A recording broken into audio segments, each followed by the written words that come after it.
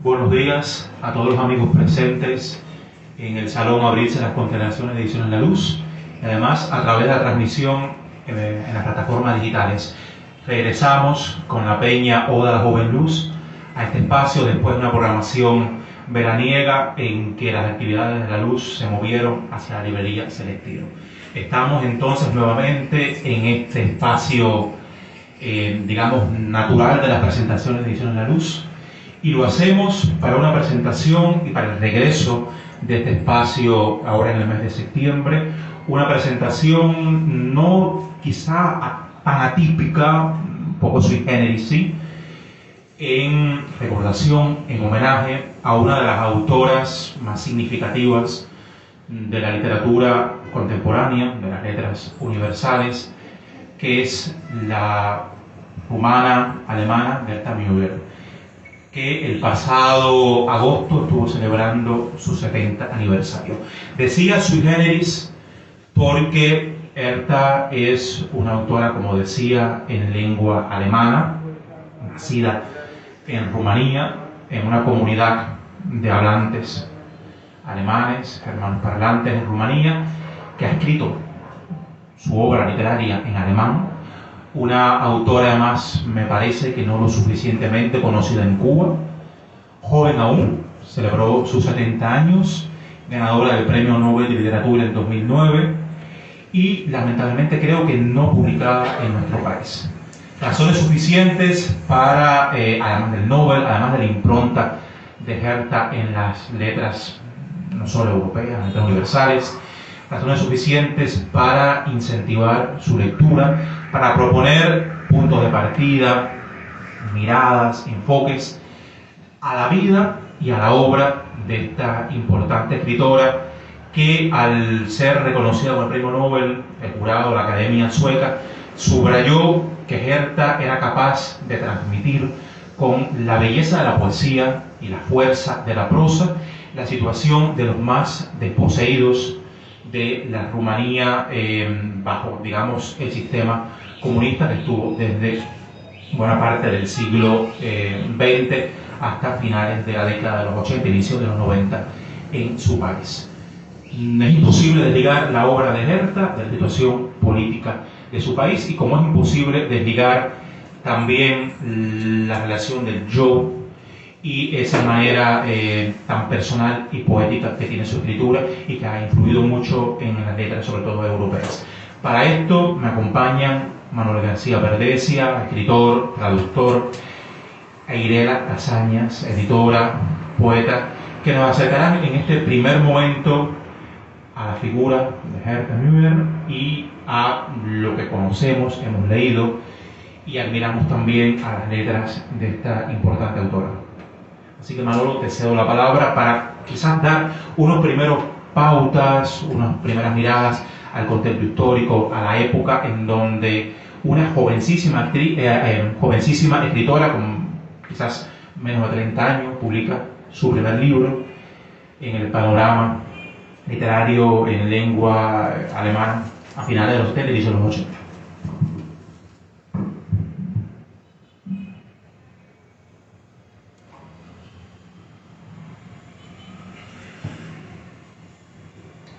Buenos días.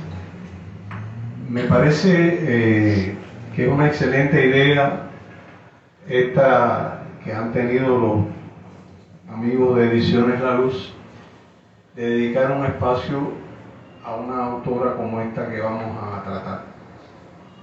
Y pienso e incluso les propongo que sería bueno sistemáticamente encargar a personas como las que están aquí, de vez en cuando ir tratando autores que no circulan, desgraciadamente, por las razones que todos conocemos. Cuba, con la situación económica que tiene, no tiene la posibilidad de estar pagando derechos de autor ni tampoco comprar libros para venderlos. Fíjense que incluso los propios autores cubanos que circulan por Amazon no los podemos comprar. Entonces creo que sería bueno cada cierto tiempo. Ahora hay un autor búlgaro muy interesante que está en el panorama literario que se puede. Hay una autora francesa de premio Nobel del año pasado, también muy desconocida. O sea que creo que sería bueno así con un espacio como Los Desconocidos de hoy, porque eso no es el hecho de que la gente solamente se informe, sino que la persona corría a buscar el libro e enterarse, y es una manera de que circulen. Lo importante de la circulación, señores, de la literatura es la circulación del pensamiento.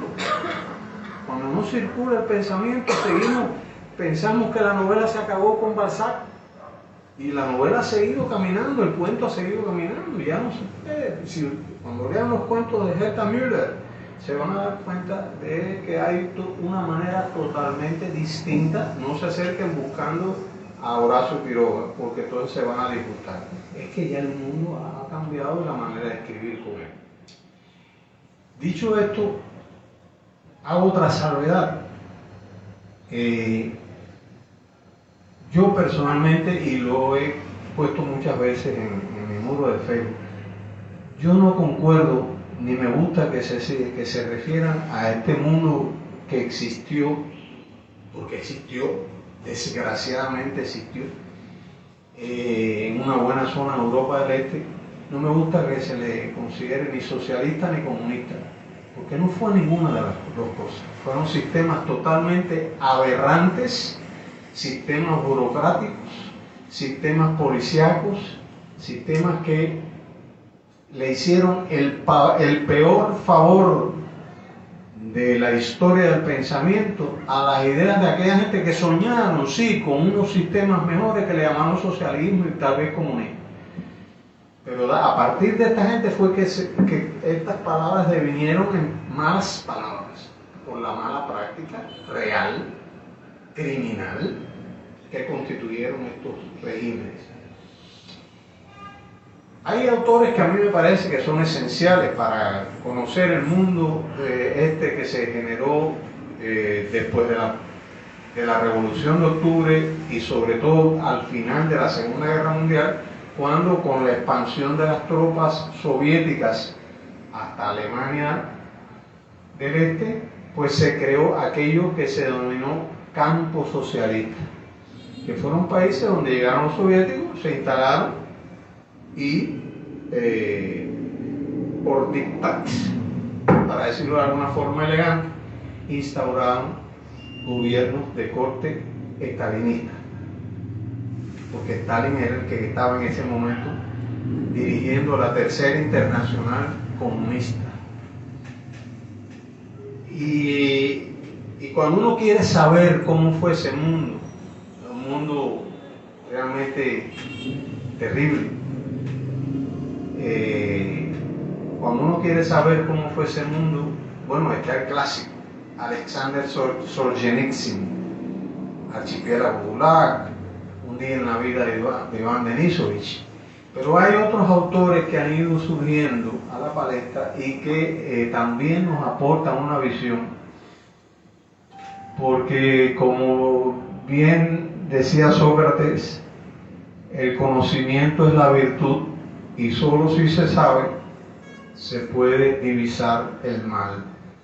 Desgraciadamente, mientras menos usted sabe, menos preparado estará para adivinar cuando el diablo entre en su casa.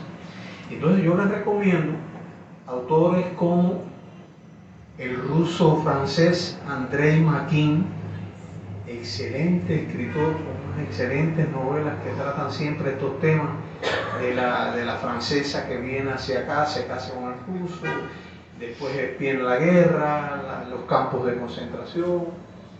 Está el rumano Norman Manea, lo recomiendo altamente, novela Payasos, El Hooligan, son excelentes para conocer este mundo. Está, por supuesto, también el checo-francés Milan Kundera, que acaba de fallecer. Lamentablemente, creo que se merecía un Nobel. Tal vez hubiera podido esperar un poquitico de esta Müller, habérselo dado a Kundera, que tiene una obra fascinante, es voluminosa y es impactante, es tremendamente impactante. Y ahora se nos incorpora, puede haber otros que yo desconozco por la lógica. Esta veterana también, sí, ¿verdad? Que ya había ganado. Y está ahora esta Herta Müller. Y en ellos, pues uno va conformando un panorama de cómo fue esa vida. En el caso de Herta Müller, hay que empezar diciendo que ustedes saben que por los movimientos imperiales, por los movimientos de confrontación capitalista que se desarrollaron, el imperio austrohúngaro, etc., hubo pequeñas etnias de un lugar que fueron a vivir a otro lugar. Y así, por ejemplo, usted se topaba alemanes en la República Checa, o en Polonia, o en la república que después fue Rumanía. Eran pequeñas minorías que se movían y vivían en distintas, igual que había rumanos, moldavos, rumanos, serbios, así. O sea que esta situación de cercanía les permitía moverse de un sitio a otro y establecer comunidades, tal como les pasó a los judíos que vivieron en toda la Europa, y de toda la Europa fueron esquilmados, expulsados y maltratados, y no solamente por Stalin, por Hitler, también por Stalin, entre otros. Bueno, Herta Müller precisamente pertenece a una pequeña comunidad de origen suavo, de origen alemán, que viven en una zona suroeste de la actual Rumanía, en una zona que se llama Timișoara. Y los que recordarán aquellos días de Ceausescu sabrán que Timișoara tuvo un lugar muy importante en la rebelión, precisamente en una misa que se estaba dando en Timișoara fue que empezó uno de los sucesos de rebeldía en contra de la tiranía de Ceausescu. Esta muchacha, que tiene una historia tremenda, el abuelo era un granjero, los comunistas les comulgaron, le decomisaron las tierras. Al padre se lo llevaron a pelear los alemanes con Hitler, y a la madre, por ser alemana, se la llevaron los rusos para un campo de concentración que le quedaba a Herta Müller, señor. Podía Herta Müller ganar un sistema que le destruyó la vida, el pasado, la historia. Para colmo de males, Herta Müller empieza a estudiar en el bachillerato. Ella, como era de una comunidad germanohablante, en el bachillerato empieza a hablar y estudiar el rumano. Ustedes saben, no saben, el rumano es una de las pocas derivaciones del eslavo que están comprometidas con el latino, o sea que es una lengua romance, pero que deriva de una lengua eslava. Por eso el rumano, cuando usted lo lee, puede ver muchas palabras que son semejantes al francés, al portugués, al español. Y ella empieza a estudiar el rumano. Ahí ya en el preuniversitario se agrupa con otros jóvenes que están buscando cambios en la vida. Grupo de acción del Banato se llamaba. Banato es la zona esa donde ellos estaban. Y estos jóvenes, pues bueno, hacían poemas de corte crítico, para no decirle subversivo. Y esto fijó en ellos los ojos de la famosísima Securitate, la infame policía represiva de Ceausescu. Eso le va a costar mucho trabajo. Después ella va a estudiar en la Universidad de Timișoara, donde va a hacerse precisamente filóloga en lenguas germánicas y rumanas, y va a comenzar a trabajar de maestra Y ya aquí viene una nueva confrontación, algo que de cierta manera está en sus novelas, y es que en el grupo donde ella, o sea, entre los maestros en que ella está, un buen día la llama un señor. Este señor la llama y le dice que hace falta que coopere con ellos. Y ella dice, ¿coopere en qué? Dice, no, para los informes. Y ella se queda como, no, pero hace falta que firme. Y esto es una práctica muy conocida y no muy distante. Que donde le pedían que informara, pero tenía que firmar un papel como que iba a colaborar. Esto ustedes saben que es una manera de coerción, porque después que tú firmaste ese papel, tú no puedes ir a ningún lugar a decir que tú no informaste. Tú serviste de informar. Y él se negó a hacerlo. Se negó a hacerlo y precisamente esto le costó la expulsión del trabajo. Dejó de ser maestro. Y ahí se empezó a dedicar a trabajos menores, distintos trabajos, cuidar niños y hacer cosas, y a escribir. Y así fue como escribió su primer libro de cuentos, que es En Tierras Bajas, este que ustedes ven aquí. Ahorita, si ya hay un tiempo, yo les leeré un fragmentico para que vean que hay una manera totalmente distinta de pensar en la narración, ¿no? Y sigue escribiendo, y ya en el año 1987 logra escapar del círculo de represión de Ceausescu y se radica en Alemania Occidental. Recuerden que todavía en el 87 existían las dos Alemanias y estaba el muro de por medio hasta el 89 en que se derribó aquel muro que nunca debió existir. Estaban separadas por el muro. Y allí en Alemania, pues entonces empieza a hacer esta obra. Una obra muy significativa porque ella, a través de su obra, fue intentando no solamente dar una visión de cómo vivían aquellos alemanes que estaban existiendo en una comunidad que no era alemana, y esto en cualquier lugar del mundo, esto trae ciertas relaciones que no son exactamente normales. O sea, es como si de momento aquí en el centro del pueblo viniera una comunidad nigeriana. Eso trae siempre, porque no son las mismas relaciones, no es el mismo idioma. Entonces ella trata de reflejar cómo era la vida de esos alemanes en Rumanía, pero sobre todo cómo era la vida de esos alemanes bajo un sistema dictatorial que coartaba la mayoría de las libertades. Simplemente ya, de hecho, cuando llega Hitler en la Segunda Guerra Mundial, todos los alemanes son puestos bajo control, porque se suponía que en cualquier momento podían ser traidores o colaboradores de Hitler, ¿no? Pero además de eso, siempre existió, una vez que concluyó la Segunda Guerra Mundial, siempre existió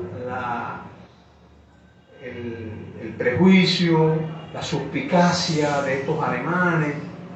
Muchos de los alemanes ya no estaban conformes con lo que se estaba viviendo y muchos quisieron emigrar. Cuando usted analiza, yo no he tenido la posibilidad de leerme toda la obra de Herta Müller, porque no está publicada. Me he leído dos novelas que mi amiga Idela tuvo la delicadeza de cederme en digital. Una es El hombre es un gran faisán del mundo, una novela, y otra que se llama, bueno, sería porque la leí en inglés, la traducción del título al español sería La citación. Y este libro, En Tierras Bajas, es lo que leo. Cuando uno analiza, en primer lugar hay que hablar de la forma de escritura de Herta Müller. Herta Müller no escribe al uso, no escribe en esta forma lineal, articulada, estructurada de una narración donde B sigue a A y C sigue a B y D. No, ese no es su tipo de escritura.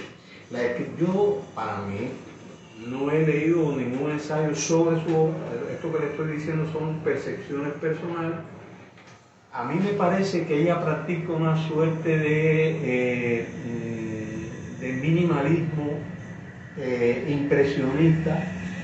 Fíjense que incluso en las novelas son pequeños capitulillos que hablan de como incidentes que van ocurriendo, y entonces solamente al final, cuando uno ya tiene el todo, uno integra esos distintos pequeños fragmentos y uno es el que compone la narración completa que ella nos ha presentado. Eso te da también en los cuentos. Y ahorita les quiero leer un fragmentico nada más para que vean que no es el típico cuento de había una vez, fulana salió, hizo esto, y cuando salió no era lo que había pensado. No. Son como, están más cercanas de las viñetas poéticas, los cuentos, que del cuento tradicional, porque son chispazos, elementos que dan la configuración de un mundo en particular a los ojos de una niña. Cómo es un abuelo, cuáles son los oficios que cumple la gente, cómo vive en su vida cotidiana la gente, qué es lo que hace, etc. Y él lo va a confirmar. Yo creo que el gran tema, me atrevería a decir, y es lógicamente es tremendo a partir de 3 libros solamente tratar de sacar una conclusión genérica, ¿no? Pero a partir de estos 3 libros yo pienso que el gran tema de Herta Müller es la destrucción del individuo por una fuerza exterior que se le impone. Y esa fuerza exterior es un sistema agresivo, un sistema injusto, un sistema que está constantemente tratando de limitar las posibilidades del individuo. Por ejemplo, en la citación. ¿Cuál es la citación? La citación es una novela de una mujer que trabaja en una fábrica de confecciones textiles. Ellas fabrican pantalones, las muchachas. Pero como todo el mundo está loco por irse de Rumanía, acuden a un expediente. ¿Qué hacen ellos? En los bolsillos, cuando terminan los pantalones, en los bolsillos echan una hojita con su nombre y su dirección. Y como se exportaban a Italia y a otros países para ver si llegaban a algún lugar y alguien la reclamaba, ¿no? Esta mujer, un buen agente del trabajo, que siempre hay buena gente en nuestro trabajo, como decimos en buen cubano, la echa para adelante, ¿no? Y este señor la acusa de que ha cometido esta infracción. Imaginen ustedes, buscar que alguien la reclame. Y entonces y la novela transcurre precisamente en el tránsito de todos los días en el tranvía, porque ella tenía que estar todos los días a las 9 de la mañana en la estación de policía para ir a declarar. En español se conoce como Hoy hubiera preferido no encontrarme a mí misma. Es la traducción española de la novela. ¿Tan larga? Sí. Hoy hubiera preferido no encontrarme a mí misma. Así lo publicaron en España. Hay que quemar título, a mí no me gusta. Porque me parece que es más y los que conocemos estos tipos de sistemas, la citación, cuando tienes una citación, no sé, y queda más ambigüedad para tú pensar las otras cosas. Pues bueno, en inglés se llama así, the appointment, que sería como la citación. Y es eso, ¿no? Y entonces está yendo todos los días, entonces está construyendo esa vida con el esposo que anda en su motocicleta y se ajuma, y hasta que al final deciden ver si pueden huir. Esa es la citación. En el faisán, el hombre es el gran faisán del mundo. Ella dice que el faisán tiene una doble significación. Dice que para los romanos el faisán es como un perdedor, como un frustrado. Mientras que para los alemanes es como el vistoso, el vistosillo, el que se da, ¿entiendes? Entonces queda esa ambigüedad del hombre como el gran faisán del mundo. Porque además es un ave que no puede volar. ¿Y qué sucede en el faisán? Que es una familia que quiere volar. Es el ave donde se aprende la casa. Es una familia, padre, madre, hija. Él trabaja en un molino de harina. El nombre, la gente dice Wingy, realmente en alemán la W se pronuncia V. Por lo tanto, el nombre debería decirse Wingy.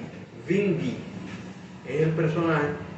Es curioso, él tiene una bicicleta de destartalada y todos los días va para tu trabajo y cae en el mismo, ¿cómo se llama esto? Bache, en el mismo bache, él viene para acá y en el mismo bache. Y ese bache se convierte ya en una cosa psicológica, ¿no? El bache ese es como la representación del mal que siempre está en el camino de uno. Y a este hombre lo chantajea el alcalde. Porque como este hombre está con su familia atrás, todo el mundo anda buscando dinero para ver cómo pueden conseguir un pasaporte para irse para algún lugar. Y él lo está buscando también. Entonces él tenía que robar harina del molino donde él trabajaba para llevársela al alcalde. Lo terrible es que al final va a suceder lo que él no quería que sucediera. Y es que el policía que le va a dar los pasaportes, él tiene una hija muy linda, no le voy a decir más nada. ¿Qué pasaría? ¿Qué haría el policía con la hija? Y el mundo es eso. Cuando la persona de la novela del faisán, de la novela de la citación, cuando cada vez que ella llega, el policía, que es el que la tiene y que le dice que recuerde que tiene que estar a los 9 puntos. Ella describe cómo él se acerca y le babosea, le da un beso en la mano, pero le babosea la mano, con sentido totalmente erótico, que a ella le disgusta, pero no, ¿qué podía hacer? No podía evitar que él es el hombre que la está citando. Entonces, ese gesto, fíjense que es una instancia de degradación del otro a través del uso de mi potestad, ¿no? Y esto le pasa. Y en la pareja del faisán, ellos viven en un apartamento y constantemente están mirando, porque hay un carro parqueado abajo y ¿quién será ese carro? ¿Qué hace ese carro de abajo? Y mirando, ¿y qué no está? Porque hay un carro que siempre está parqueado. No hay que decir qué hacía ese carro ahí, ¿no? Y es tremendo. En el caso de los cuentos, ya les digo, es la visión de una niña que trata de representar. ¿Alguno de ustedes va a hablar del libro? Yo. No, entonces, bueno, después mejor lo leen ustedes. Pero lo que sí quiero es que vean cómo es el fragmento, cómo es simplemente mi abuelo hace esto, mi mamá hace esto, y se meten al baño y después la familia termina y se han bañado y salen a ver la televisión. No es el típico cuento al que estamos acostumbrados. Es una situación de conocimiento de un mundo que no es el nuestro.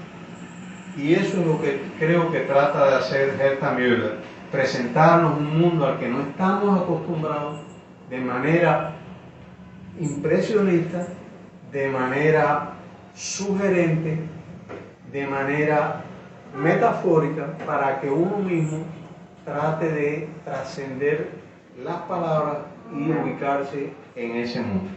Pero repito, la obra de Herta Müller es una obra de una persona muy inteligente, muy sagaz a la hora de contar, una persona que no dice todo y a veces dice más por lo que sugiere o por lo que calla que por lo que expone explícitamente, pero que traslada un mundo que a veces es asqueante, asfixiante, y que uno se pregunta, ¿y esto existió?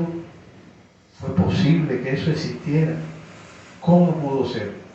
Son las grandes preguntas que nos deja Herta Müller y que yo les invito a que ustedes busquen y las lean. Quedo por aquí, hasta nuevo aviso. Hasta nuevo aviso. Gracias, Manolo. Yo quería resaltar unos puntos de lo que Manuel decía. Hablábamos de ser humano en un contexto adverso, y yo pienso en la doble otredad que quizá, que está presente en la obra de Herta. O sea, una doble otredad, el hecho de pertenecer a una sociedad que es otra, o sea, que de por sí tiene un estigma, o sea, o tiene una mirada, el resto de la sociedad la mira de otra manera. O sea, bien decía Manolo, son grupos, los llamados alemanes étnicos, que en el caso de este grupo está desde el siglo XVII, cuando la época de los Habsburgo, realmente ellos no emigran, los Habsburgo le proponen, le regalan, le dan las tierras, ¿no? E incentivan la emigración alemana hacia esa parte del país. Y es un grupo de alemanes que practica el idioma alemán, que no habla el rumano, o sea, una especie de comunidad cerrada de alguna manera, y que cada pueblo, digamos, se ubica cerca del otro. O sea, es una especie de que van ubicando la región. Hay uno de los cuentos de Tierras Bajas en donde la niña, con esta ingenuidad de niña, logra subirse a un árbol y mirar, y en esta especie también de mundo onírico que maneja Herta, logra ver en el campanario de la iglesia del otro pueblo vecino digamos, como una mariposita, una guaguita, de estos animales que conocemos en Cuba, que está en el campanario del otro pueblo vecino. O sea, nos da de esa ingenuidad la imagen de que todos los pueblos estaban cercanos, que claro, era imposible que desde un árbol viera el animalito en la campana de la iglesia del otro pueblo. Pero nos da esto de que todos los pueblos están cercanos. Doble estigma por el hecho de eso, de ser mirados como otros en estas comunidades. Y antes del avance de las tropas soviéticas a Rumanía, Rumanía era un país pro-alemán, pro-Hitler, o sea, había... Y entendamos esto, o sea, estamos en un país en donde el fascismo es admirado, en donde Hitler es también bien visto, en donde el gobernante apoya a Hitler, y de un momento a otro el país da una vuelta de tuerca, una vuelta constante, y Hitler es el odiado. O sea, cómo se cambia la mentalidad de unas personas que hasta ahora mismo estaban admirando el fascismo, en donde los alemanes podían ser entonces bien vistos al llevar la contienda, al llevar, digamos, la voz cantante en la batalla, y al entrar las tropas soviéticas a Rumanía, ya esa comunidad alemana pasa a ser la mal vista. O sea, es psicológicamente, antropológicamente, es interesante este cambio tan drástico, ¿no?, en la forma de ver el mundo, de entenderse. Alemanes que son marginados, como decías, el abuelo le incautan todo, y alemanes que como castigo, ella incluso lo cuentan, un castigo sin saber si ellos cuánto o no habían sufrido también el fascismo. O sea, alemanes que como castigo, por ser simplemente alemanes entre los 17 y los 45 años, todos son trasladados a reconstruir la Unión Soviética después del año 45, después del fin de la Segunda Guerra Mundial. O sea, jóvenes, hombres, mujeres, entre los 17 años y los 45, van a trabajar en esos famosos campos de concentración, los gulags, los campos alemanes, que también... Yo mientras leía recordaba mucho Un día en la vida de Iván Denisovich, por esto de cuánto en un campo una migaja de pan puede ser importante, cuánto en un campo el hecho de humanizar la vida. O sea, en esta novela todo lo que llevo lo llevo conmigo, lo que no tengo conmigo lo llevo conmigo, lo porto conmigo, según las traducciones,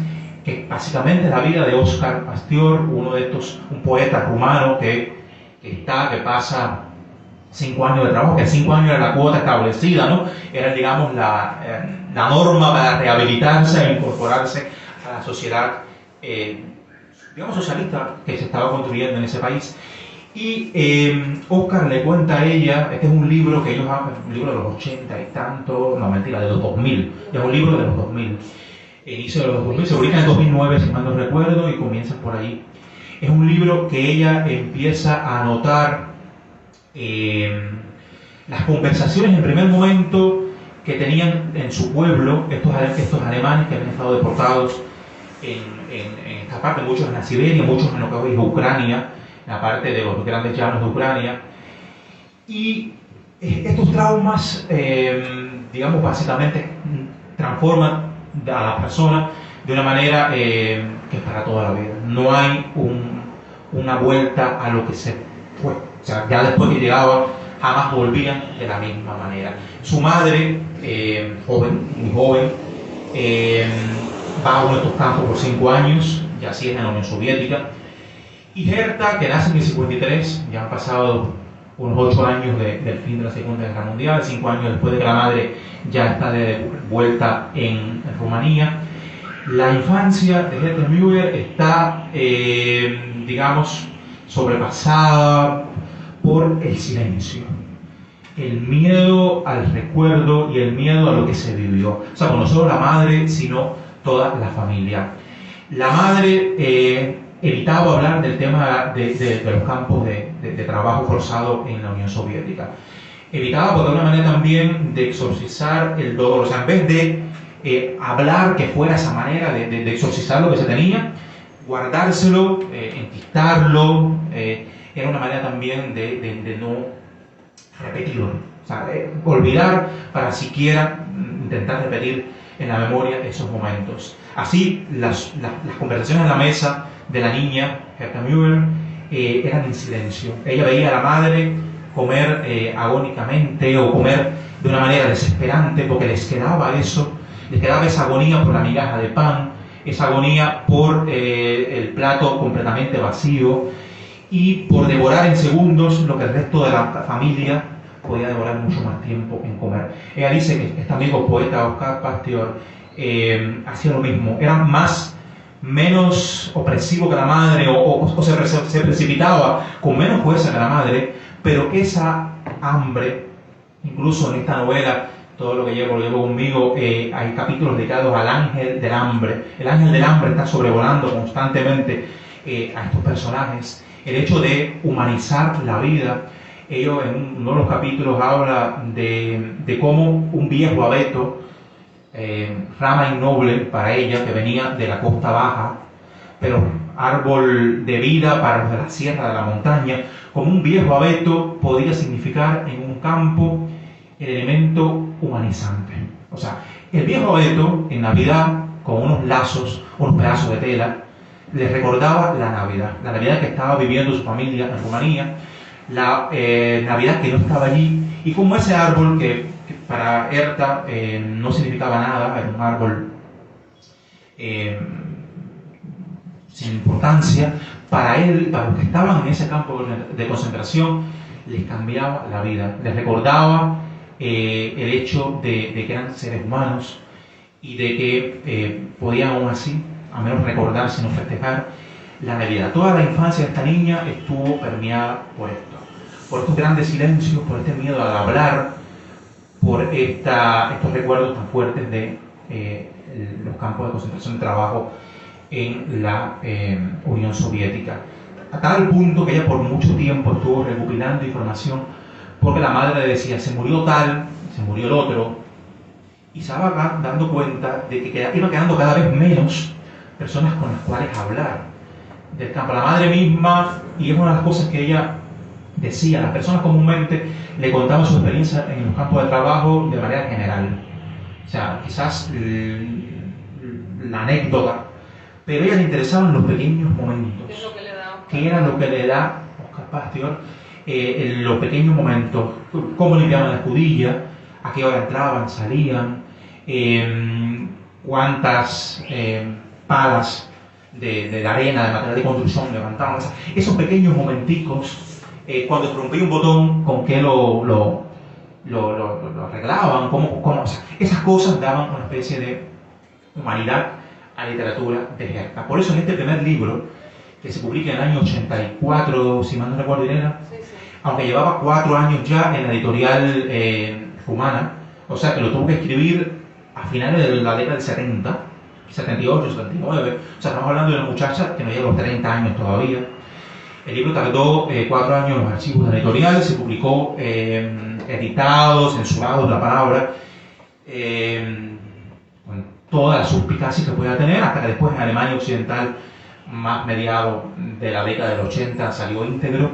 Este libro, si no hay una crítica explícita al sistema de Ceausescu, el régimen rumano, la crítica la creo mucho más sutil. O sea, es una niña que en esa imaginación, ese narrador no ingenuo, ese narrador infantil, va, digamos, soltando, dejando caer pequeños datos de la forma de vida de la población suava, alemana, en esta parte de Rumanía, y entrevemos cómo hay constantes el miedo, la persecución, el propio silencio al hablar de los campos está presente en este libro. Después ella sí abordaría mucho más, explotaría mucho más el tema en otras novelas, ¿no? de esa censura, la seguridad rumana, del miedo a ser deportado, o la propia lucha por irte del país, por deportarte tú mismo, o sea, porque además había un convenio entre la Alemania y Rumanía, la Alemania le pagaba una gran cantidad de dinero al gobierno rumano por cada alemán que entrara a su territorio, como que volviera a su país de origen. Pero este libro, estos cuentos, son un poco más sutiles, de alguna manera, ¿no? Aunque la crítica está explícita. Y es una crítica más bien asumida a la forma de vida, o sea, cómo la vida normalizada para muchos.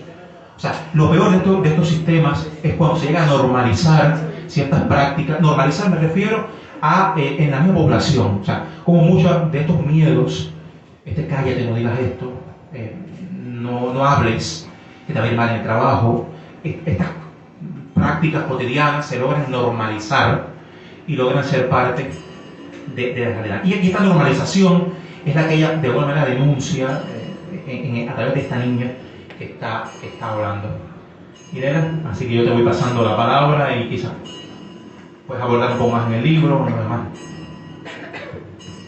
Sí, gracias. Ante todo, agradecer por invitarme a hablar sobre literatura, que es todo un reto. Ya casi hablamos más de qué vamos a comer y cómo vamos a llegar al día siguiente. Entonces, para mí, estar aquí es maravilloso. Para mí, leer a Herta Müller es todo un reto, como cubana y como mujer. No es una experiencia que disfruto. No. Y quiero que se me entienda. No, por supuesto que la considero la escritora que es enorme, versátil, con un universo literario impactante, vastísimo. No tengo adjetivos suficientes, pero uno puede ser indiferente a lo que ella nos plantea. No es, como decía Verdesia, una narrativa o poesía o narrativa poética. No se puede definir de un modo exacto lo que es su obra, que te deje indiferente y que puedas decir, determinar por un argumento, sucede esto, sucede lo otro, ahora este personaje va a hacer esto, ¿qué va a pasar? ¿No? Entonces hay que entrar muy abierto al mundo Herta Müller y tener bien claro que su vida, esto nos pasa con muchísimos autores, con uno más y otro menos, está de los más, que su vida y su obra son una. Si no hubiera tenido la vida que tuvo o que tiene, porque por suerte acaba de cumplir 70 años, no hubiera podido hacer esa obra magnífica. De hecho, cuando tuvo el premio Nobel, uno que había sido pez gordo en la Securitate, tuvo la idea de plantear públicamente que le debía la mitad del premio Nobel a la Securitate, a ellos, porque ellos fueron los que le dieron las ideas para su libro. Y entonces, no quiere decir esto que uno rechace su obra, al contrario, porque no tenemos eso, parece que tenemos ese tánatos, bueno, parece no, lo tenemos, ese afán de autoflagelación, y yo veo un libro de Herta Müller, por supuesto pirateado, porque gracias a Dios tengo dos impresos, y gracias a los amigos, y no puedo despegarme de ese libro. Y digo, ay Dios mío, mira esto, ay igual, ay, esto lo entiendo perfectamente. Y de todas formas, el régimen de Ceausescu, o Ceausescu se pronuncia, fue tan terrible, sobre todo yo encuentro para las mujeres, que a uno le eriza la piel. En 1984 se puede encontrar en muchas sociedades uno puede encontrar formas análogas a las que narra George Orwell en 1984, pero Shevchenko llegó a intervenir en la intimidad de las personas, como por ejemplo la política de un solo hijo en China, al punto que las mujeres, para acceder a servicios, en los años 60 fue esa política, porque él quería aumentar la población. Las mujeres, para acceder a un servicio básico de salud, como era un servicio estomatológico, tenían que presentar un informe del ginecólogo, porque estaba prohibido el aborto y estaban prohibidos los anticonceptivos, para que aumentara la población. Y entonces, de ese ambiente terrible, surge esta obra que es denominada muchas veces autoficción, autobiográfica, porque no puede ser de otro modo. En Tierras Bajas, su primer libro, si el lector logra culminar en Tierras Bajas de una manera sosegada, comprendiendo el impacto, no comprendiendo la frase, comprendiendo el impacto de la frase, dejándose permear por ese ambiente que ella describe, por esa narradora niña, entonces ya tiene todo vencido, porque esa es la génesis, y es la génesis de su vida. Narra, como he dicho, los ambientes en los que ella nació, en los que ella tuvo su primera infancia. Hay un libro imperdible de ella, imperdible, que fue publicado en 2014, se titula Mi patria era una semilla de manzanas. Es un conjunto de entrevistas que le hacen una periodista, Angélica Klamer, algo así, y donde ella narra cómo fue la edición de En Tierras Bajas con la editora de Alemania Federal en ese entonces. Señores, una película, se fueron para una estación de esquí en verano, ya se fue el primer error, llamaban la atención cuando no querían llamar la atención. Y en esa estación de esquí, de momento, no era que se sentaran a conversar, tenían que disimular. Y entonces acuerdan un modo de tocar la puerta para saber que una le tocaba a la otra. Y le dice la editora occidental, mira, voy a tocar esto tal, de este modo. Eso es algo así como si no como Ho Chi Minh. Dice, ay, no, yo no puedo con Ho Chi Minh. Ya estoy. Pero bueno, eso no lo entendía la occidental. Y hablando de Asia, llega una delegación al hotel, llega una delegación de Corea del Norte. Y dice, Herta los describe como todos muy similares, casi indiferenciables por su aspecto físico, y mi editora se queda maravillada. Yo me asusto, pero ella se queda maravillada, quería bailar con ellos. Dice, imagínate, si bailo con uno es como si bailara con todos. Y Herta le advierte, es peligroso, puede ser peligroso para nuestro trabajo, no nos expongamos. Y ahí, ¿cuál es la conclusión que contiene? Que para una persona, lo que era evidentemente peligroso, para la otra era exótico. Y eso es lo que ha pasado un poco con esta literatura que viene de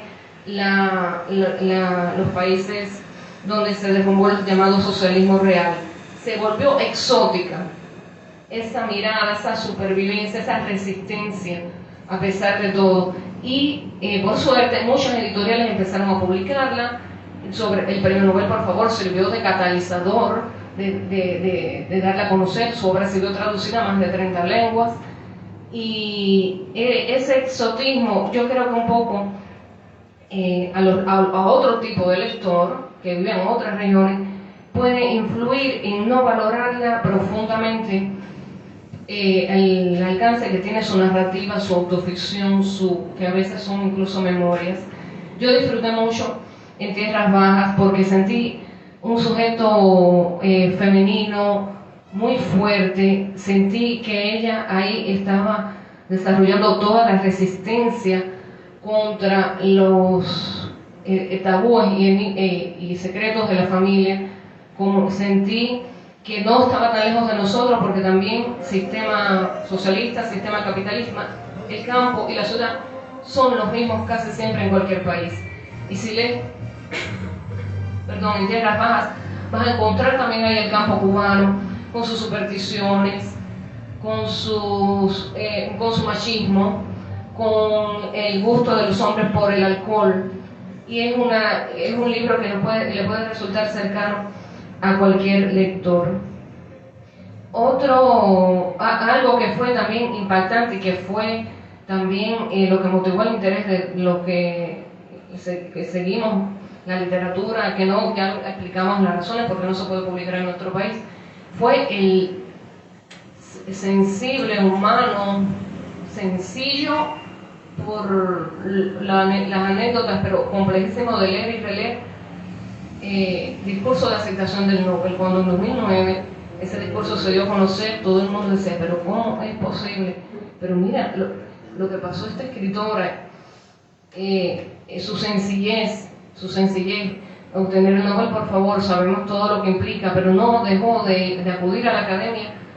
Me parece a veces que fue esa niña la que acudió a la academia. Incluso en algunos videos se nota en el sitio oficial del Premio Nobel un poco tímida, entre tanto oropel, entre tanto protocolo, y es que nunca dejamos de ser de donde venimos, y ella así bien lo ha asumido y lo ha narrado. Pero por la fuerza que tenemos todos los seres humanos, algunos desarrollan más, algunos desarrollan menos, ella se pudo imponer, pudo integrarse a la sociedad, digamos, integrarse de un modo libre. Ahí ya lo contaba Verdecia, su reunión con los amigos, donde ella era el grupo literario, donde ella era la única mujer. De hecho, ella narra en Mi patria es una semilla de manzana, lo narra también en este libro El rey se inclina y mata, y en muchas entrevistas, que uno de los elementos que usaba la seguridad en los interrogatorios para humillarla era decir, que tú haces, mujer entre tantos hombres, vas a tener un hijo, no vas a saber de quién. Y ella respondía dignamente, por hablar no se tienen hijos, por hablar no se sale embarazada. Hay un libro muy impactante, que la obra de Herta está disponible de manera pirata en las redes. Yo lo lamento por mis colegas editoriales de otras partes del mundo, pero en Cuba tenemos que leer así. No me gustan los delitos, pero hay que leer. Y entonces, si no, no la conoceremos. Y este libro, La bestia del corazón, es un libro también impactante desde el punto de vista femenino. Casi siempre sus protagonistas son mujeres, y todos los hechos, porque bueno, esos hechos vienen rodeados de una poética, de una percepción de la realidad que ella nos ofrece con ese elevado y complejo lirismo, aunque parezca a veces minimalista, pero es que son rafagazos que te ayudan a identificar el escenario que ella está observando y recreando, porque es un nivel de imaginación también casi surreal. Esta novela comienza, lo más impactante de la novela sucede al inicio. Una joven en una residencia universitaria se suicida, y luego de su suicidio se hace un acto en la universidad para expulsarla del partido, donde todos levantan la mano y donde todos están de acuerdo, donde la narradora saca la conclusión de que si ella hubiera estado viva, ella hubiera también levantado la mano. Imagínense qué doloroso, qué difícil para cualquier lector continuar, pasar la página, pero bueno, gracias a sus artes narrativas, a su maestría, lo logras y quieres llegar al final. Y lo maravilloso de todo, que es lo que yo más admiro de la obra de Herta, es que a pesar de haber sufrido tanto dolor, que no fue que llegó a Alemania y se acabó el dolor, no, ella, de eso podemos hablar luego, su narrativa no es ríspida, no es un panfleto político, no es algo que solamente puedan leer los rumanos o los alemanes o los que vivieron bajo el socialismo real. Es una narrativa, yo creo que es un premio Nobel justamente otorgado, es una narrativa universal. No es que solamente lo pueda disfrutar una mujer o un hombre. Y su capacidad de reconstrucción de ese hilo conductor del intento de aniquilación del individuo, volver a mirarlo desde otra perspectiva.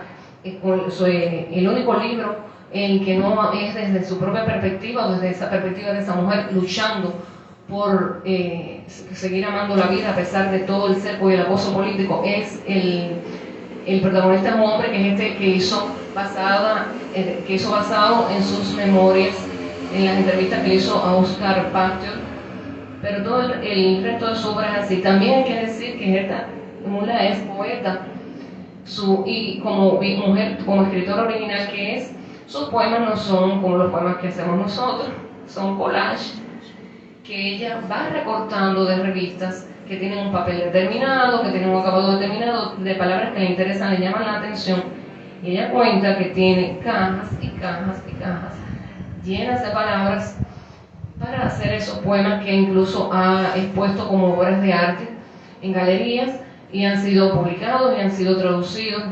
Y ella escoge los colores, escoge la tipografía, y entonces es otra de sus facetas de expresarse, de curarse y de denunciar también, que es otro de sus intereses, porque a veces los que no han vivido eso no creen que eso sea posible. Por eso tan impactante para todos el discurso del premio Nobel, que fue también el primer modo en que la conocimos mucho, su discurso de aceptación del Nobel. Hay que decir también que es ensayista y también incluso que ha traducido a otros poetas. Hay otro libro muy impactante de ella, que es precisamente El Rey se inclina y mata. Hay una editorial, muchas editoriales en España se han dedicado a publicarla. Una de ellas, Ciruela, que por favor es una editorial que tiene un trabajo maravilloso, muy serio. El Rey se inclina y mata vuelve otra vez a sus memorias, vuelve otra vez a cómo fue su exilio, a cómo fue su infancia. Sobre su infancia hay un dato interesante. Ella compara la pequeña aldea donde nació con el Macondo de Gabriel García Márquez. Y uno dice, bueno, pero ¿qué puede tener que ver ese Macondo exuberante, con esa naturaleza preciosa, ese calor húmedo, esos personajes tan simpáticos y con los imanes atrayendo los calderos y las ollas de las mujeres, con esa aldea que la misma Gerda confiesa que rechaza, que confiesa que no es el idilio con el que no lo mira con los ojos idílicos, con la mirada idílica con la que pueden mirar otros su infancia. ¿Qué tiene que ver una cosa con la otra? Pues sí tiene que ver, y en tierras bajas está, porque ese es el surrealismo, la existencia espiritual, la vida fantasmagórica que llevamos muchos habitantes del pueblo, tiene que ver con Macondo, tiene que ver con el realismo mágico. Claro que no es un realismo mágico disfrutable, pero es realismo mágico, como mismo ves a nosotros, circunstancias de nuestras vidas, nos parecen realismo mágico. Yo soy una persona que dice que no es realismo mágico, es salvajismo mágico, pero bueno, ya eso es parte de nuestro humor cubano. Y quiero que pudiera estar hablando mucho tiempo de ella, pero ¿qué es lo que creo que el objetivo inicial de este panel, el objetivo final inicial?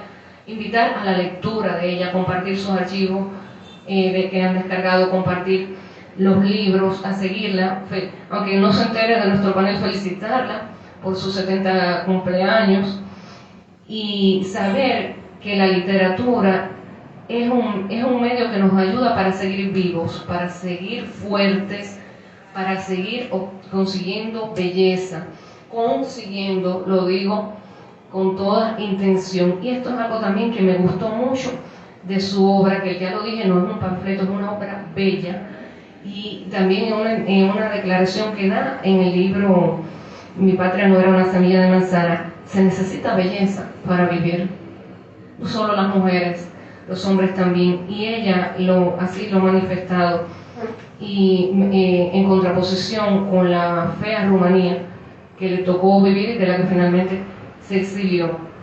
Hay que decir algo, Gerda fue una privilegiada en muchos aspectos. En primer lugar, por su inteligencia y su talento, obtuvo no solo el Nobel, antes de obtener el Nobel, obtuvo todos los premios posibles desde jovencita con En Tierras Bajas, y tuvo el privilegio de salir de Rumanía y volver. Ocurre algo muy pintoresco, que es que vuelve, ya no cuando trabajaba en la fábrica, le habían ofrecido un trabajo mejor como profesora, y ya su plaza estaba ocupada por otra mujer, y le dice el director, pero es que yo pensé que te ibas a quedar, yo no esperaba que volvieras. Y ella, con toda perseverancia, volvió, denunció lo que ocurría en su país, estando fuera de su país, y así todo volvió. Al regresar, le esperaba tomaron un carro y llegaron a su casa, le esperaron un interrogatorio sobre todo lo que había vivido, lo que había expresado, y bueno, de ahí podía ya tomar su maleta y regresar a su hogar. Y hasta que, bueno, finalmente, ya cuando sintió que estaba perdiendo la cordura, como la perdieron amigos de ella, amigos también que se habían uno suicidado aparentemente, y otro que ya en Alemania Occidental, totalmente descompensado psicológicamente, se había suicidado tirándose de un cuarto piso. Dijo, bueno, antes de perder la cordura sí tengo que ir. Y menos mal que no perdió la cordura y que continuó escribiendo. También el exilio fue duro porque cuando llega a Alemania Occidental había muchas sospechas de que fuera gente de la Securitate. Y entonces se percató cómo en dos sistemas diferentes se usaban los mismos métodos para cuestionar al individuo, para cuestionar sus actos, y no se interesaban por la vida antes de estar frente al interrogador que cuestionaba quién era ella. Realmente es un sufrimiento impactante que inteligentemente llevó a sus libros. Entonces yo recomiendo su lectura, les recomiendo sin prejuicios, les recomiendo con total libertad. Si sienten que es un poco densa, la deja reposar y luego la toma. Hay para elegir, pero no va a encontrar un panfleto político, no va a encontrar, digamos, odio, no va a encontrar odio. Incluso hay la periodista le pregunta, bueno, ¿y si te encontraras con los que te interrogaron, qué tú harías? Y dice, no, yo no tengo nada que hablar con ellos, ¿qué les voy a decir? No. Es una mujer sumamente talentosa y creo que tenemos la dicha de que sea nuestra contemporánea.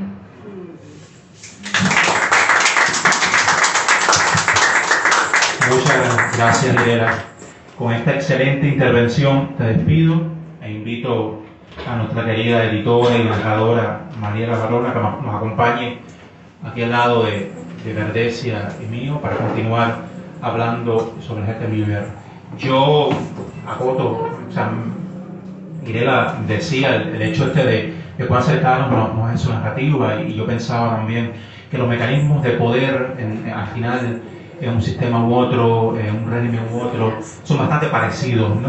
Los mecanismos de subjugación del poderoso al inferior, ¿no? O a la primera instancia, campesino, sobre todo, se hacen muy parecidos desde la época feudal hasta ahora, y mucho en esta Europa oriental que todavía tenía muchos rasgos de feudalismo, ¿no? Cuando vemos muchos de estos pueblitos todavía siguen arrastrando muchas formas de relación social, de vida desde los viejos tiempos. Esto que hablabas de Macondo también me recordaba, Irela, esta mirada de niña, o sea, como una niña desde su supuesta ingenuidad puede agrandar o magnificar, no sé, o darle atributos idealizados o maravillosos a esos pobladores, a esos vecinos, a esas personas que llegan a tener un grado de diferencia, de grandilocuencia, que lo posibilita la misma mirada de niña. ¿Qué niña no ve al mayor desde una perspectiva idealizante, de alguna manera, y no llega a mitificar sobre este mayor, ¿no? Y también eso lo trasluce. Yo me leía en Tierras Bajas, hay un cuento que se llama Mi pueblo, si mal no recuerdo, Mi pueblo, y había tantas similitudes con muchas formas administrativas de nuestra realidad. Por ejemplo, ellos, la forma en que el pueblo estaba distribuida, en que los poderes sociales o los poderes políticos estaban distribuidos, en que utilizan el mismo término CPA para Cooperativa de Producción Agrícola, que es el término que usamos en Cuba, que se ha usado, incluso lo utilizan con esas siglas, CPA. Y hay tantas maneras de cercanía, ¿no? Y en esta cooperativa, recuerdo, ella deja soslayar una especie de crítica al decir que había tantos ingenieros, pero cada ingeniero atendía cosas tan absurdas, ¿no? Como está el ingeniero que atiende las 3 vacas, está el ingeniero que atiende los 2 tractores, o está el ingeniero que atiende las 6 gallinas en la CPA.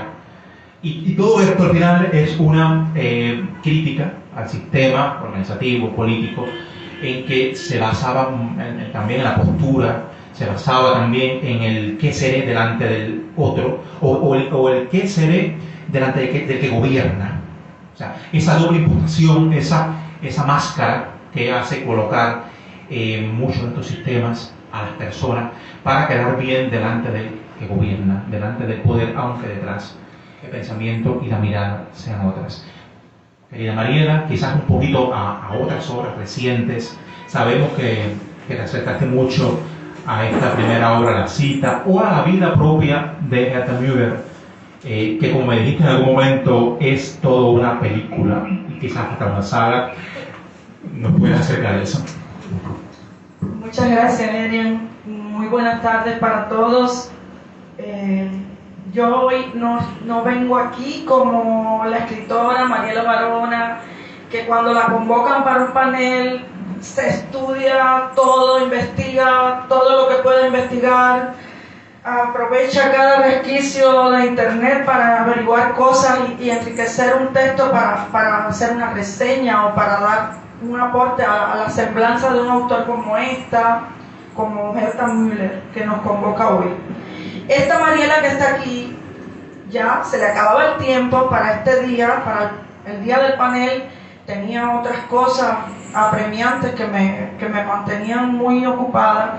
Y cuando anoche pensé, ¿qué voy a decir yo realmente nuevo, serio, sobre Herta Müller?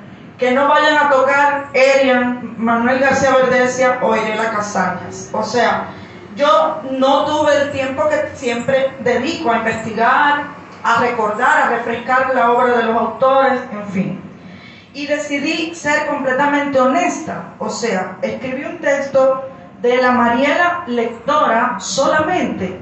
No sé si esto es un homenaje a Herta Müller o es un acto de repudio a Herta Müller. Ustedes van a decidir qué es.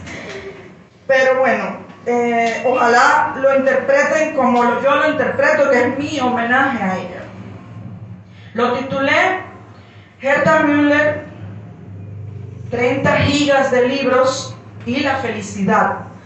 Y le puse una cita como exergo que dice, una cita de ella, por supuesto: desde que dejo en casa mi felicidad, no me paralizo tanto como antes. Bien, yo tengo 8 libros de Herta Müller en EPUB desde 2018. Mis amigos Manuel Toledo y Rafael de Jesús trajeron a Holguín sendas bibliotecas digitales y ahora no sé en cuál de las dos venían los libros de la Müller, pues ambas bibliotecas se fundieron en una. Hice muchas jornadas de trabajo voluntario organizando el tesoro. Mis amigos son testigos. Eran decenas de gigas de libros digitales que había que clasificar, depurar y compartir con los amigos. A cada escritor su carpeta, verificando con el Everything que los libros no estuviesen repetidos. Ya saben, hay que comprobar que el archivo situado en la L, llamado La Bestia del Corazón, _hertamüller.epub, es idéntico al que dejaste en la H y se titula Herta Müller, La Bestia del Corazón, epub. Tienen la misma cubierta e igual cantidad de páginas, aunque no pesen lo mismo, y puedes eliminar uno de los dos y quedas orgullosa de tu biblioteca organizada e impresionante. Pero no basta con tener los libros. Poseerlos da una felicidad mezclada con angustia, porque no te alcanzará tu vida humana para leer ni 3 gigas de EPUBs, y entonces predomina tu más secreto apego. ¿Quieres empezar por los que saben? Mi hermana, que no me llama nunca, me llama a esta hora. Increíble. ¿Quieres empezar por los que sabes que son buenos, súper buenos y no te van a decepcionar? Y lees por primera vez a la autora que llevabas años esperando, porque sabes que en Cuba nunca la van a publicar, pero después de la primera novela no sigues para la segunda. Y tengo que explicar por qué me pasó eso con Herta Müller. Algo de lo que dijo Irela adelantó mi sentimiento, ¿no? De los 8 libros escogí, hoy hubiera preferido no encontrarme a mí misma, el mismo del que también habló Manuel, publicado en 2009, justo el año en que la rumana alemana se ganó el Nobel de Literatura. La sinopsis fue la culpable de que escogiera esa y no otra novela. Parecía algo tan divertido. Una costurera sabe que los trajes de hombre que su fábrica está embalando tienen como destino a Italia. Y coloca en 10 bolsillos de otros tantos pantalones un papelito donde anota su nombre y dirección y pide: cásate conmigo, con la esperanza de que uno de esos 10 hombres desconocidos venga a liberarla de la pesadilla del socialismo de Ceausescu. Pero me equivoqué. Nadie me había preparado para sufrir tanto con aquella costurera que se buscaba a sí misma en un lugar donde todo está mal colocado. Terminé el libro y no seguí leyendo a Herta Müller. En ese momento seguramente me busqué un pretexto.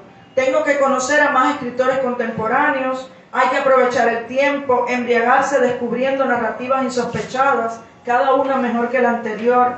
Me fui a otro autor y a otra y al de más allá y descubrí a la belga Amélie Nothomb, a los japoneses nuevos, me enamoré de Joyce Carol Oates, pero terminé releyendo de corrido todos los novelones de Balzac que leía antes en la colección Huracán y ya no se dejaban leer por el amarillo sucio de sus páginas.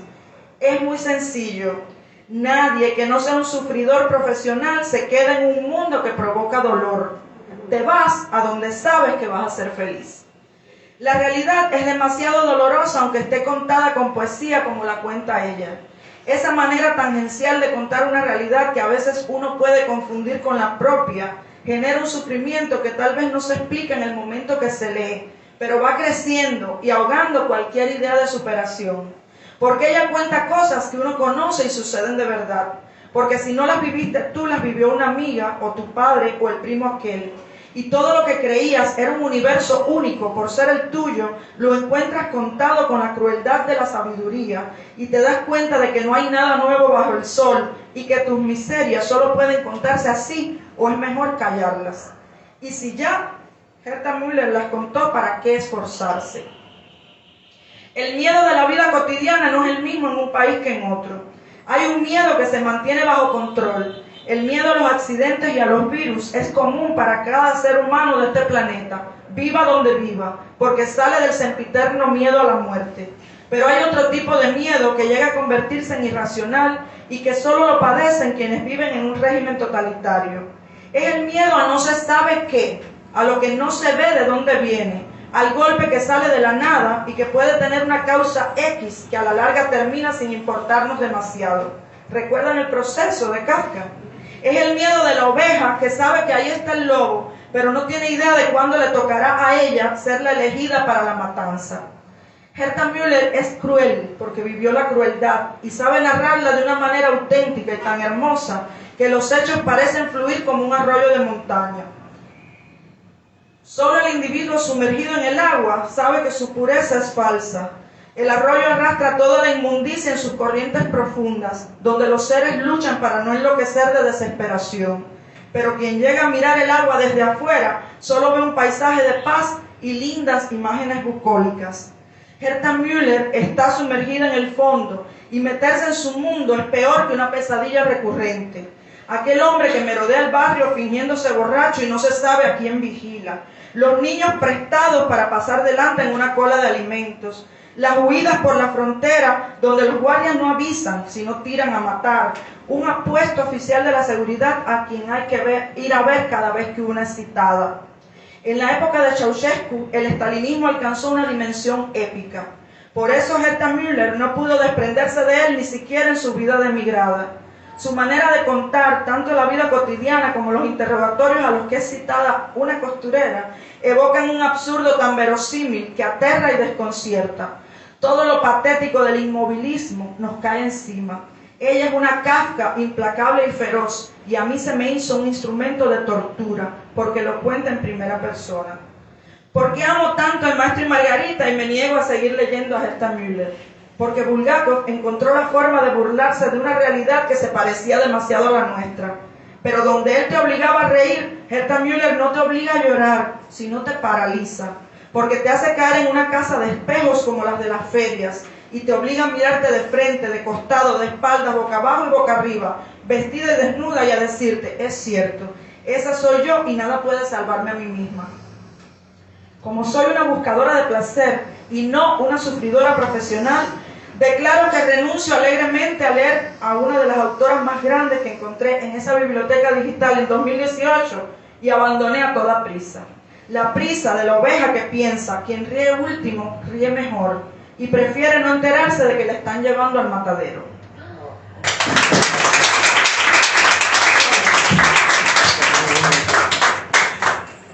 Muchas gracias, Mariela.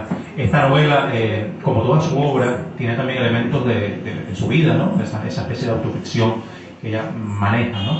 Ella, Manolo creo que lo decía en el momento, expulsada de la fábrica donde trabaja, y citada también antes de la expulsión, citada constantemente, también todos los días, a esa entrevista donde el director de la fábrica le dice, ¿cuándo te vas a ir de aquí? ¿Cuándo te vas a marchar de la fábrica? Y ella dice, me gusta la fábrica, no voy a irme de la fábrica, hasta que un tiempo está trabajando incluso en las escaleras de la fábrica, porque la sacan de la oficina, la mandan para un departamento de la fábrica que consiste en ensamblar mallas Perli, ensamblar mallas, tejer, especie de mallas metálicas, hasta que ya finalmente la botan de la fábrica. Por esta historia de esta trabajadora que va todos los días a sentarse a una hora frente al director de la fábrica o frente a la gente de la seguridad, tiene mucho que ver con la vida de ella. Y lo decía Irela también, ella sale de Rumanía, los primeros premios literarios no se lo dejan así ir, las primeras presentaciones no la dejan estar, pero después dice que la seguridad cambia la técnica, la deja salir del país, pero digamos que introduce ese embrión de la agente, al punto de que los de Europa Occidental dudaran constantemente si esta mujer que estaba yendo era o no una agente de la seguridad. Ese miedo estuvo sobre ella hasta incluso después ya de que vivía en Alemania. Ella regresa después de esas presentaciones a las que sí le es permitido asistir en Berlín Occidental, y logra finalmente traspasar. Ella en uno de estos libros de ensayos, como decía, ella ha publicado muchos libros también de ensayos, ella cuenta cómo en algún momento llegaron incluso hasta subestimar los mecanismos de seguridad del Estado. Ella y su esposo Richard Wagner, escritor también de igual suavo, de alemán, rumano, fallecido a inicios de este año, ellos cuentan cómo no se creían, como un escritor, ellos no se asumían como una verdadera amenaza a la seguridad del país, al punto de que ellos llegaron a creer que no eran tan seriamente vigilados, cuando ya al final de la estancia o al final de su vida en Rumanía estaban completamente vigilados, al punto de que toda la casa estaba cableada, teléfonos intervenidos, y ni la música que ellos ponían en los reproductores podía evitar el hecho de que las llamadas y las conversaciones fueran completamente grabadas, porque era un sistema tan costoso que él no podía creer que la Rumanía, que era un país ampliamente desarrollado, podía llegar a gastar tanto dinero en un sistema de seguridad tan fuerte. Eso estuvo hasta la época en que ella vivía en Alemania, ese estigma que hizo que incluso que muchas asociaciones como su propio pueblo natal circulara a petición de la seguridad textos o tratara de colar textos en embajadas occidentales, en Radio Europa Libre, emisoras de radio, donde introdujeran que ella era una agente. Incluso hay comunicados de su pueblo, digamos el partido o de lo que se llamaba la Casa del Pueblo en estos países, donde no estaban de acuerdo con la forma en que se representaba el pueblo suavo. Toda una manera de desprestigiar la figura de ella delante de sus colegas contemporáneos de la Europa más occidental. Yo creo también que entre las características, Manolo, quiero compartir un cuento, si tú pudieras leer también en algún momento el cuento que pensabas leer, y yo, a manera de conclusión, entre las características de su literatura está este ambiente onírico que sobrevuela, sobre todo en este libro, y el hecho de muchas repeticiones, también buscando un cierto lenguaje poético, hace que frases que quizás se pudieran decir de una manera más seca, en ella esa repetición adquiere cierto lirismo, y muchos finales cíclicos, O sea, hay ciertas pistas que están al comienzo del cuento a las que vuelve cíclicamente a cerrar quizás la historia de alguna manera. Yo invito, creo que tal como decía Irela, encuentros como estos, los que deberíamos repetir con otros autores no publicados en Cuba, y no solo autores europeos, asiáticos, sino muchas de las letras latinoamericanas que tampoco están publicadas en Cuba, aunque muchos hayan sido publicados por Casa de las Américas en su colección Premio, no todos están a nuestro alcance. Podamos compartirlo, podamos socializar su vida, su obra en espacios como estos. Yo, Manolo, te doy la palabra si deseas abrir algo más. No, sencillamente una cosa, que ya la oí, que ahorita no lo dije, pero que creo que es importante, y es el hecho de que cuando uno lee las obras de Herta Müller, se da cuenta que no hay nada extraordinario. Ahí no hay una gran aventura, no hay una gran historia de alguien que fue a cazar o alguien que pasó. No. Es un mundo de insignificancia. Es un mundo intrascendente. ¿Por qué? Porque precisamente es algo que caracteriza a estas sociedades. El individuo se ve envuelto en una total falta de sentido, de insignificancia. Entonces, ¿qué le pasa a los personajes de Herta Müller? Tienen que abrigarse, tienen que arraigarse en esas pequeñas cosas, como es dar un paseo en moto con su esposo, como es ver quién es el que está ahí abajo mirando, porque no hay otra cosa. Es un mundo totalmente antiheroico, y ese mundo antiheroico nos hace la vida más espantosa, porque todos soñamos con algo que está más allá, y sin embargo siempre nos encontramos que estamos más bien más acá. Entonces, eso es lo que creo. Y precisamente cuando ustedes leen el mundo de esa niña, fíjense qué cosas son: la barba del abuelo, el baño que se dan, el gesto, porque el mundo está hecho de esa insignificancia.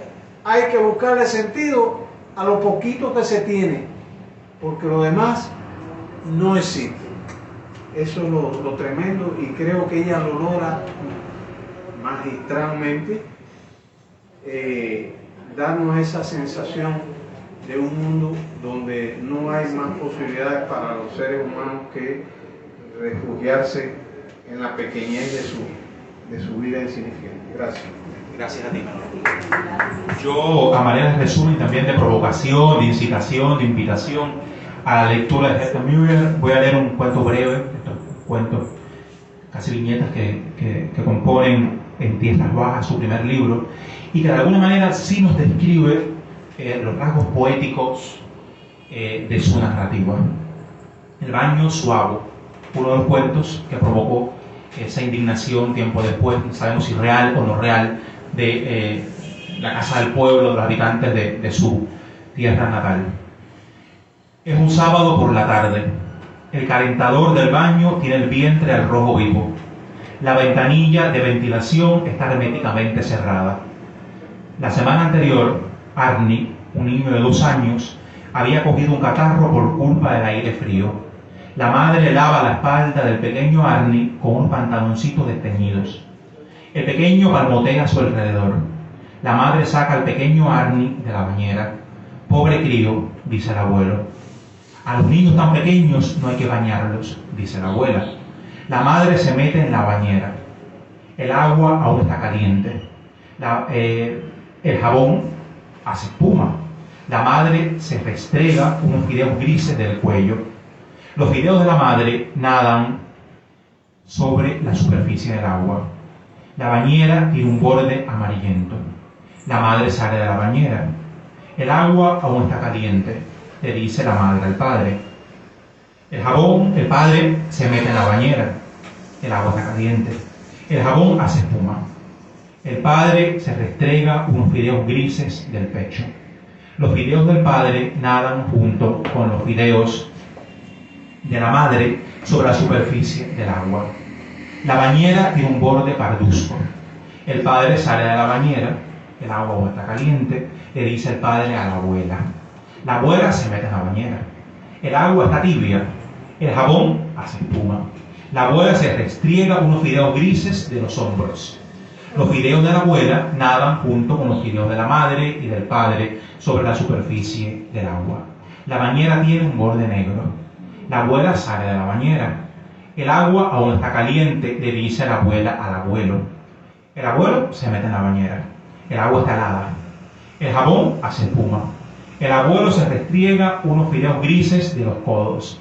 Los fideos del abuelo nadan junto con los fideos de la madre, del padre y de la abuela sobre la superficie del agua. La abuela abre la puerta del cuarto de baño. Luego mira en dirección a la bañera. No ve al abuelo. El agua negra se derrama por el borde negro de la bañera.